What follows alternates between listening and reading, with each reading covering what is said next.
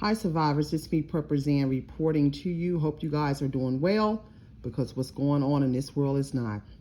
Now, Chase banks closing their ATMs in New York City early over rising crime and vagrancy. This doesn't shock me. Pardon me, you guys.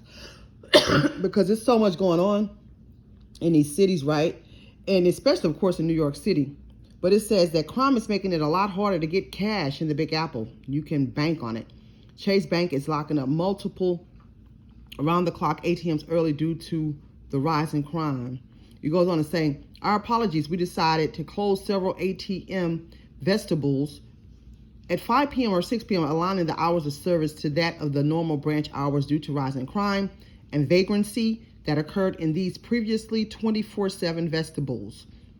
I hope I'm pronouncing that right. Chase tweeted this week. But the bank was cagey about the extent of the cutbacks. For the safety of our employees, and we may temporarily close some ATMs overnight, a Chase spokesperson told the Post, without addressing questions about the time and place of the lockdowns. We can't confirm how many ATMs are affected because it changes constantly. 1P patron Sonny NG of Brooklyn vented on Twitter Tuesday night after he could not access ATMs in Fort Greene and Williamsburg. This also happened to me in New York at Chase Bank. I was trying to, you have to have your card to get into the bank. And I couldn't get into, even when it's closed, to have access to the ATM, I couldn't get in. And I didn't understand what was going on. So it said, a dissatisfied customer vented that access to ATMs is most needed outside of bank hours, which is true, because people have jobs, they work from 9 to 5. It's really annoying that at Chase locks their ATMs at 10 p.m. now. I thought this was New York, the city that never sleeps, I guess he's implying. I'm kind of shocked that Chase admitted this is what they're doing. A 37-year-old software engineer told the Post, noting that ATMs are most needed outside of bank hours. It's dumb. The online Chase support confession rattled some customers on Twitter. Temporary and change hours. And also, probably because of the accusations that the banks are not really giving out money like they used to, or people's money, not giving it away, but there's some stuff that's going on allegedly. Are you going to refund the ATM fees to customers when we get ripped off to use a bodega ATM? Oh, I didn't think about that. That's true. To pay for our late night slice of pizza because you can't provide a basic service to account holders? So true. Fumed one disgusted customer. Inconvenience an entire producing working community, but guarantee rights for criminals. So true. Typical NYC politics and its result for the middle class that all you politicians falsely claim to champion. Groused another ticked off tweeter. In August, the Post reported that banks around the city were locking out ATM users at night in an effort to keep out homeless people, some of whom were using the vestibules as toilets. They use the whole city as toilets, the subway and everything, man. They always come up with these old excuses for why they can't do the right things for people who making them rich. Chase is not making a lot of money on those vestibules. It's not a money maker, said John Welly Baker, 64, president of New York ATM.com, who has been selling and servicing ATMs for 2 decades. He said the banks pay upwards of $25,000 for the machines. You get a homeless person taking a crap or someone committing a crime, putting a skimmer on the ATM. It gets to be too much work, he said, noting liability issues.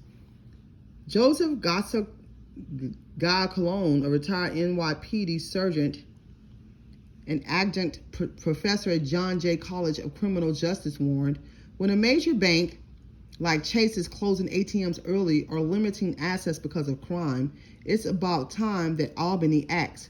We know retail is getting crushed by crime, and now banks are worried about their customers. Lax policies, dumb laws, DAs that don't prosecute, and incompetent politicians are doing their best to usher in the 1990s. It's something sinister going on, y'all. It's just a lot. It's a mess.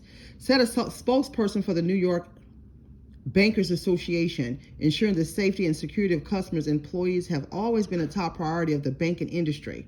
Where we have not conducted a recent survey of our members on this topic as issues arise, NYBA, and our members evaluate possible trends with the intention of working with banks, law enforcement, and the local community towards solutions. Bank of America, City National, and Citizens Bank did not respond to requests for comment. So as we can see, y'all, the plot continues to thicken. It's always something, but that's a good point that one of those tweeters and disgusted Chase customers stated in regards to those fees. That's true. So if your bank is Chase and you're trying to have access to ATM after business hours or whatever, and you can't get in there, okay, so you're gonna have to go to another ATM, and that means you're gonna have to pay like a $3.50 fee in New York. So that means they're gonna rack up on all the fees. But since you guys are closing the ATMs and the customers can't have access to it, you would think that they'll do something to offset those fees, but it's not gonna happen, y'all. It's just not going to happen. But I just want to bring that to people's attention, of those who do bank with Chase. I don't know if it's just a New York City thing, or is Chase going to start doing this all over the place, because New York City, yeah, they have probably the most crime, a lot of crime, because it's so inundated with so many people, and there's so much crazy politics that goes on there. But there are other cities, that are huge and big and that are filled with crime too, since 2020. And so we have to just be careful and try to keep a little cash on us, it seems like these days, especially if you're Chase customers and you can't have access to the ATM when you need it. Maybe you want to, when you can have, I know like Chase banks on the weekends, they're open to like, I think 12 or 1 o'clock, 1 or 2 o'clock. And maybe on the weekends go and get a little bit more cash. That way you don't have to worry about late at night if you need cash or whatever the case is. It's just day after day. It's like, it's always something. It's always something. So that should behoove us to be more prepared, be more precautious, be more careful, and try to keep the things that we need. We know they're ushering out these agendas allegedly, and we just have to stay prepared for them. Please give this video a big thumbs up. If it's your first time listening to this content and you'd like to follow more of the content here, please hit the red button, the subscribe button. And please follow me on Patreon for real, uncut, unfiltered content. And if you're looking for land in bug-out areas in Texas, I have some for sale and for lease. The links are in the description on pepperzan.com. Please sign up for the newsletter. Send us your email address on pepperzan.com. And as always, watch this world, watch the weather, smell your water, boil your water before you use it, and keep surviving. pepperzan.com.